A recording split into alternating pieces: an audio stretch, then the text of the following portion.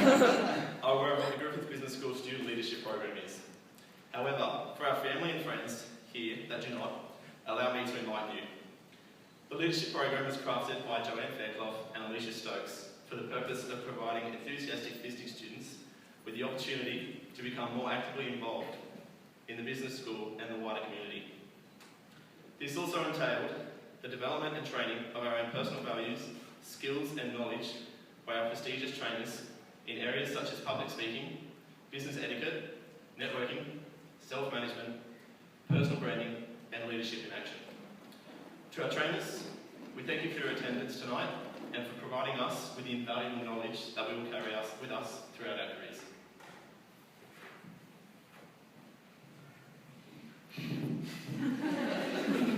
To reflect on the experiences that we have shared, which there are plenty, I will attempt to mention a few memories of the program which I hold most dear. One of the first things that we did was our induction day, which we all probably didn't realise at the time would be the start of something great.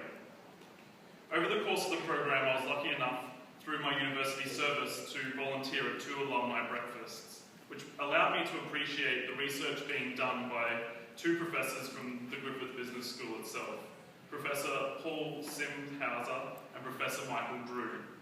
These were definitely 2 of my favourite experiences of the program, being able to meet and see where our talented alumni have been successful since graduation, and to gain an appreciation of the calibre of the Griffith Business School's research.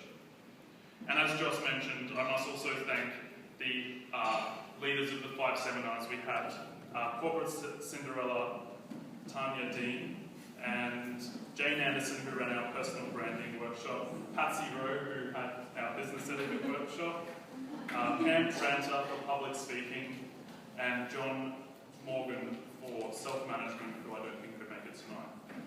Together we have achieved a lot through the program, and we have always had the opportunity to come together and share these experiences over our catch-up brainstorm meeting, affectionately known as Cubs. And due to the food that is generously being provided by Joe, Cubs also helped on those days where the student budget was a bit thin.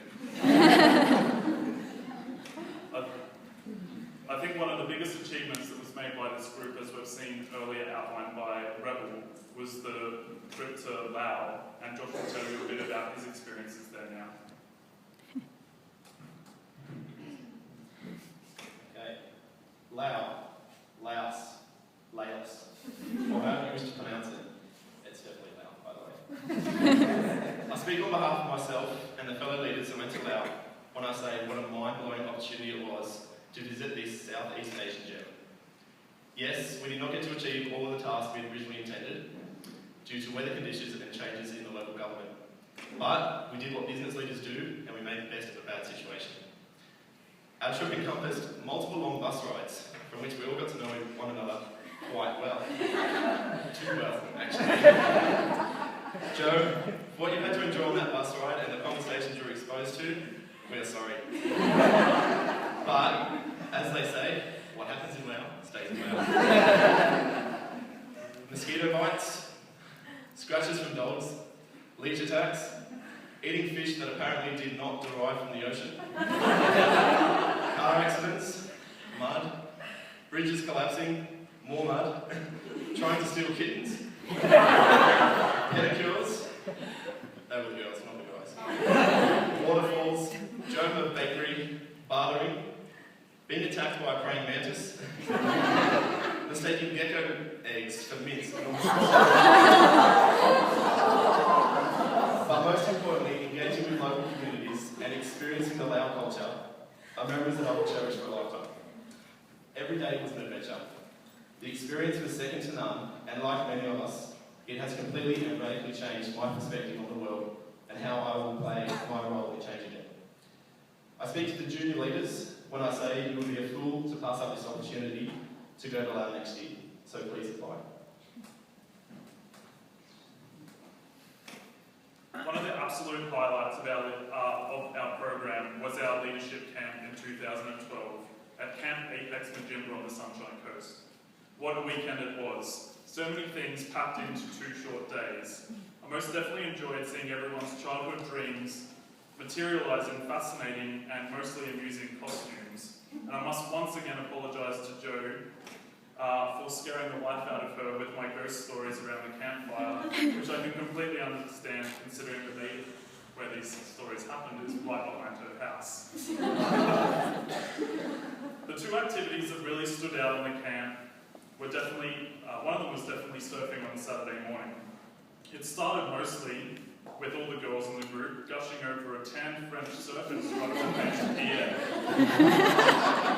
He created such an impression that when I went to camp this year as a mentor, one of the first questions asked of the new, much older and not as European surf instructors, where is Pierre? Yeah,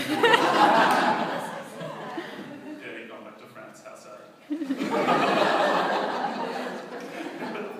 That afternoon, we also had a team building activity where we had to construct rafts that had to ferry a group of people out into the river and back.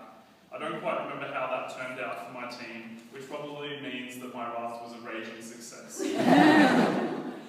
Overall, camp provided an amazing bonding experience that has really shaped the friendships that we have held for the remainder of the program.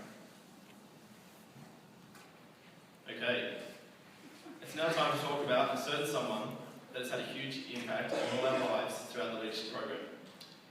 This person has not only been there day in and day out for us, but they are constantly putting our needs ahead of their own, ensuring that we get the best possible university experience.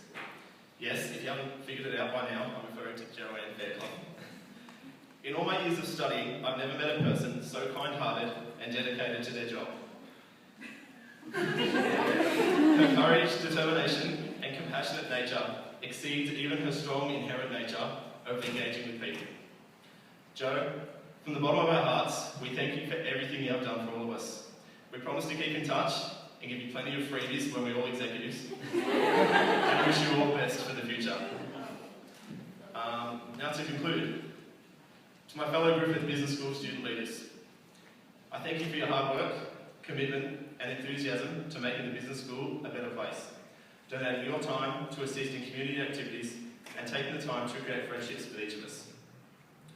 I will treasure the bonds and friendships I have created with so many of you throughout my career, and hopefully one day will again have the privilege of working with you in the future. I would like to conclude the speech with a reference to a certain doctor that had an influence on my childhood. His name is Dr. Seuss. Congratulations, today is your day. You're off to great places, you're off and away. You have brains in your head, you have feet in your shoes. You can steer yourself in any direction you choose. You're on your own and you know what you know. And you are the leader who will decide where to go. And will you succeed? Yes, you will indeed. 98.75% guaranteed. So be sure when you step with care and great tact. And remember that life's a great balancing act. Just never forget to be dexterous and deft, and never mix up your right foot